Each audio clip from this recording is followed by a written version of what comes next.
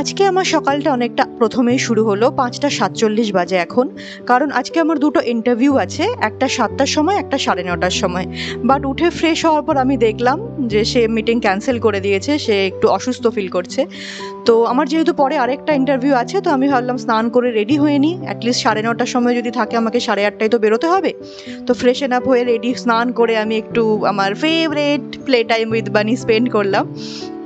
তারপর আমি আমার পরের যে ইন্টারভিউ ছিল তার সাথে কন্ট্যাক্ট করার চেষ্টা করছিলাম, বাট এত সকাল বলে হয়তো সেও ঘুমোচ্ছিল, তার ফোন ওয়াজ নট রিচেবল, আমি তার সাথে কন্ট্যাক্ট করতে পারছিলাম না। তো আমি স্নান করে আনসার্টেন সিচুয়েশনে ভাবলাম যে কি করব, একটু পড়াশোনাই করে নিই, কারণ আদৌ যাবো কি যাবো না, ইন্টারভিউটা আজকে হবে কি হবে না বোঝা যাচ্ছে না। মেয়েটাকে আমি ফোন করেছি, ও রিসিভ করছে না, মেসেজও রিপ্লাই করেনি। বাট আমি স্নান টান করে রেডি হয়ে নিয়েছি ব্রেকফাস্ট করে, যদি সে বলে আমি ইমিডিয়েট র্যাপিডো বুক করে বেরিয়ে যাব, আমার খুব একটা বেশি সময় লাগে না।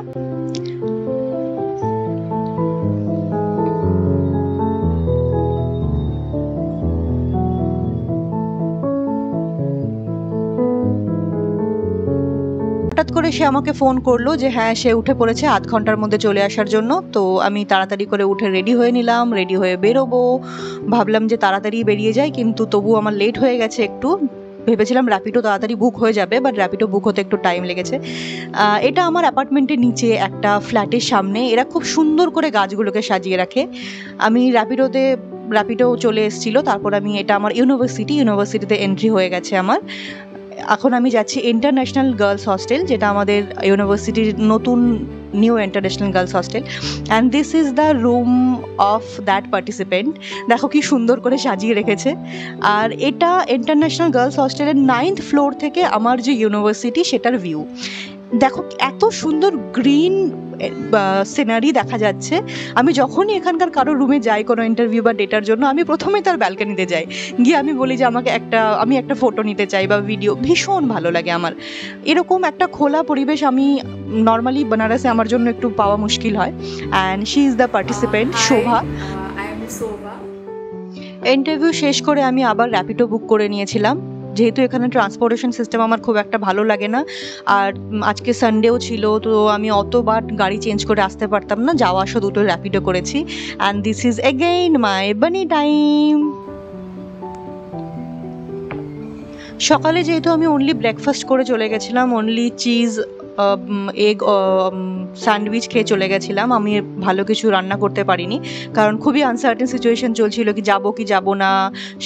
যার সাথে সেকেন্ড ইন্টারভিউ ছিল সেও কি ক্যান্সেল করবে কি করবে না, আমাকে যেতে হবে কি হবে না, তো আমি কিছুই বানাতে পারিনি। তো এখন বাজে প্রায় 3টে 3:30, ইন্টারভিউ নিয়ে আস্তে আস্তে আমার 3টে 3:30 বেজে গেছে। তো কাল যেহেতু আমি একটু হেভি খেয়ে নিয়েছিলাম অসুস্থ থাকার পরেও, আজ একদমই হালকা রান্না করার চেষ্টা করলাম। বাট যা সবজি ছিল অলরেডি সেগুলো খারাপ হওয়ার পথে, 3-4 দিন হওয়ার পর এখানে এত গরম সবজিগুলো খারাপ হয়ে যাচ্ছিল, তাই চেষ্টা করলাম সবগুলোকে অ্যাটলিস্ট বানিয়ে নেওয়ার।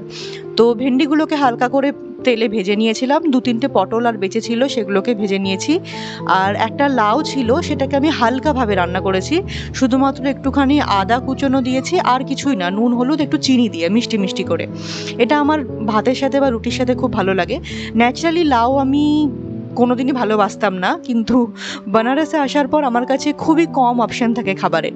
এখানে ননভেজ খুব একটা বেশি পাওয়া যায় না, চিকেন তবু উইকে 1-2বার হয়তো আমি নিয়ে আসতে পারি, ফিশ একদমই পাওয়া যায় না। This is my ultimate prepare meal: ভাত, আলু ভাজা, ভেন্ডি ভাজা, পটল ভাজা আর লাউয়ের তরকারি, যেটা দেখতেও খুবই সাধারণ হয়েছে, বিকজ সত্যি এটা খুব সাধারণ হয়েছে। আর খাওয়া দাওয়া করার পর তারপরে আমি বসছিলাম, আর তারপর অনেকটা সময় কাজ করলাম। সন্ধ্যেবেলা উঠে একটু কফি বানিয়ে নিলাম, কফি বানানোর পর আবার কাজ করলাম, and this is how my day ends.